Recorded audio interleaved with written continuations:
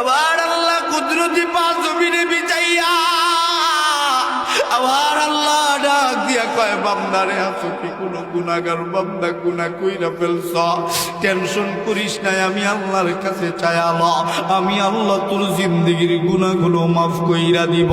এ বান্দা তাহাজ্জুদে ঘুম থেকে উঠলি না আমার আল্লাহ রাগ করে না গুসা করে না ফজরের সময় মুয়াজ্জিনের কণ্ঠে মসজিদের মিনারা থেকে মুয়াজ্জিন তোরে ডাক দেয় নাই হাইয়া আলাস সালাহ এ বান্দা নামাজের জন্য আয়া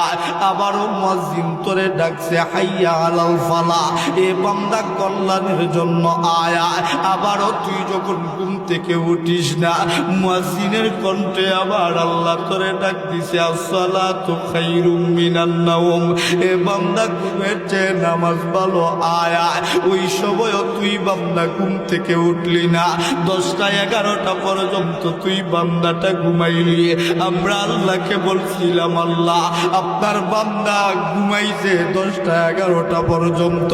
আপনার বান্দার গুনাহগুলো লিখে ফেলবো নাকি আমার আল্লাহ তুই বান্দার পক্ষ নিয়া আমার আল্লাহ বলছে না না দেখবি আমার বান্দাটা তাহাজ্জুদে আসে নাই ফজরে আসে নাই আমার বান্দাটা দেখবি জোহরের সময় আসবে জোহরের সময় মুয়াজ্জিন আবারও ডাকবে হাইয়া আলাস সালাহ কেমন নাফরমান বান্দা আমরা আমার আল্লাহ ডাকে আয়ার পরেও আবার মালিকের ডাকের জবাব দিলাম না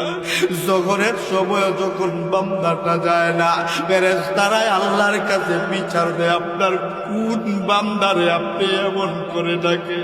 আপনার বান্দা তো ফজরেও আসলো না জোহরেও আসলো না আল্লাহ ডাক দিয়া কয় আবার বান্দার ভালো লাগে নাই মনটা ভালো না শরীরটা ভালো না দেখবি আসরের সময় আসবে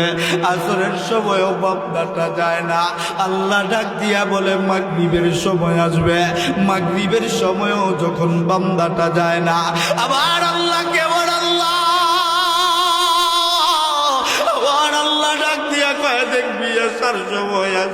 আসবে এসার সময় আবার আল্লাহ আবার ডাক দেয় হাইয়া আলাস সালাহ বান্দারে তোর পক্ষে সারাটা দিন যাবৎ কথা বলতেছি এখন না আসলে আমি আল্লাহ আবার ফেরেশতাদের কাছে লজ্জিত হয়ে যাব এ বান্দা ঘুমাস না নামাজ না পইরা ঘুমাস না বান্দাটা এক পর্যায়ে মোবাইল নিয়ে ব্যস্ত